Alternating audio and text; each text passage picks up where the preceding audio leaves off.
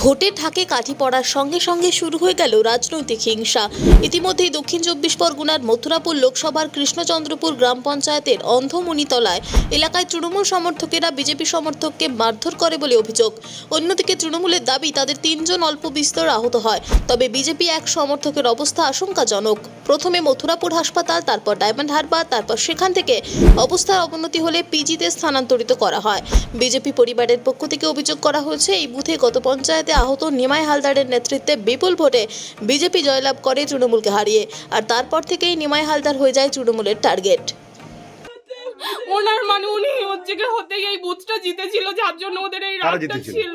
বিজেপির লোকেরা জিতেছিল, যার জন্য ওদের রাগটা অনেক আগে থাকতেই ছিল যে ওকে মেরে দিলেই তবে হচ্ছে কি আমরা এই বুথে জিততে পারবো, না হলে জিততে পারবো না। গত কয়েকদিন ধরে নিমাই হালদারকে দেখে কটূক্তি করতে শুরু করে তৃণমূল সমর্থক মধু ঘোষ ও নন্দন ঘোষ। প্রতিবাদ করে নিমাই হালদার। এর ফলে অতর্কিতে বাজারে যাওয়ার সময় নিমাই হালদারের মাথায় কোদালের বাট দিয়ে আঘাত করে নন্দন নামে এক ব্যক্তি। মাটিতে লুটিয়ে পড়ার পর তাকেও আবার আঘাত করা হয়। এমনকি বিজেপি কর্মীর বাড়িতে ঢুকে তার স্ত্রী এবং মেয়েকে মারধর করা হয় বলে অভিযোগ। আহত নিমাই হালদারের বাড়িতে যান বিজেপির মথুরাপুর লোকসভার প্রার্থী অশোক কুমার পুরকাইত। প্রার্থীকে দেখে কান্নায় ভেঙে পড়লেন নিমাই হালদারের বাড়ির লোকজন। অন্যদিকে অভিযুক্ত তৃণমূল সমর্থকের বাড়ির লোকের দাবি, দিনের পর দিন ওই বিজেপি সমর্থকরা তাদের প্রতি কটূক্তি করছিল।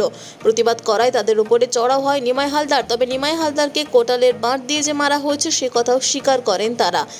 প্রথম দিন ওরা মেরেছে, তাই জন্য মানে একটু কথা কাটাকাটি হয়েছে বলে আমার শ্বশুরকে ঠেলে পুকুরে ফেলে দিয়েছে, মেরে দাঁত ভেঙে দিয়েছে। তাই নিয়ে আমার শ্বশুররা থানায় গিয়েছিল। এবারে ওইখান থেকে কি করেছে জানি না। পরের দিন সকালবেলা উনি বার হয়েছে, ওনাকে বললো কি বলছিল, বলতে বলতে আমার দেওয়ার রাগ সহ্য করতে পারে না, মেরেছে। কিন্তু ওদের একজন আহত হয়েছে, আমাদের বাড়িতে 3 জন আহত করে দিয়েছে ওরা। আপনারা মারধর করেছে কোদালের বাট দিয়ে? হ্যাঁ, মেরেছে। এখন আপনাদের বাড়ির অসুস্থরা কোথায়? আমাদের বাড়ির অসুস্থ দাদা শ্বশুর 81 বছর বয়সের বুড়ো বয়স্ক মানুষ, তাকে মেরে মাথা ফাটিয়ে দিয়েছে, 7টা সেলাই হয়েছে। সে এখন অবস্থা খারাপ, হসপিটালে আছে। তৃণমূলের প্রার্থী বাপি হালদার জানিয়েছেন, এসব মিথ্যা রটনা। নিজেদের মধ্যে কোনো সাময়িক গণ্ডগোলকে কেন্দ্র করে তৃণমূলকে দোষারোপ করা হচ্ছে, তৃণমূলের ঘাড়ে দোষ চাপানো হচ্ছে। এগুলো ঠিক নয়। কুৎসা রটানোর কাজ হচ্ছে, বিজেপির মানুষ মেনে নেবে না। তৃণমূলের কে মেরেছে? কোন লোকটা তৃণমূলে মেরেছে বলতে পারবেন? এই তৃণমূলের কোন লোকটা মেরেছে? যদি স্বামী স্ত্রীর মধ্যে গণ্ডগোল হয় সেখানে তৃণমূলকে জড়িয়ে দিচ্ছেন। একটা অপপ্রচার করতে হবে, অপপ্রচার করতে হবে। তৃণমূলের কোন মানুষটা এর সাথে যুক্ত বা কারা কি হয়েছে, এই তো আমাদের কাছে তো কোনো খবর নেই। আমাদের বুথের সভাপতি এবং সক্রিয় কর্মী নিমাই হালদার, তিনি তার প্রধান অপরাধ, তিনি এই বুথটা বিজেপির হয়ে প্রায় 250 ভোটে লিড করিয়েছেন।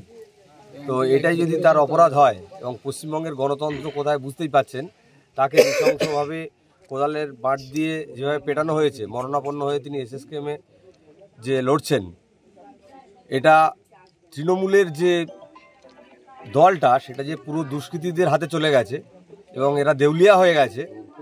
তবে ভারতীয় জনতা পার্টির কর্মীদের উপরে যে অত্যাচার শুরু করেছেন তিনি, এটা যদি অবিলম্বে তিনি থামান তো ভালো, নাহলে কিন্তু ভারতীয় জনতা পার্টি কিন্তু হাতে চুরি করে থাকবে না। এখানে কিন্তু মানে আমরা চাইছি গণতান্ত্রিক পদ্ধতিতে ভোট হবে, ভোট আসবে যাবে, সাধারণ মানুষ যে কোনো রাজনৈতিক দল করতে পারে, এটা তার গণতান্ত্রিক অধিকার। কিন্তু তার জন্য তাকে মারতে হবে, বাড়ি ছাড়া করতে হবে, খুন করতে হবে, এই রাজনীতিতে তৃণমূল বিশ্বাস করে, বিজেপি নয়। তবে এই রাজনীতি যদি চলতে থাকে আর আমাদের কর্মীরা তারা কিন্তু চুপচাপ বসে থাকবে না, ভয়ঙ্কর রূপ নেবে।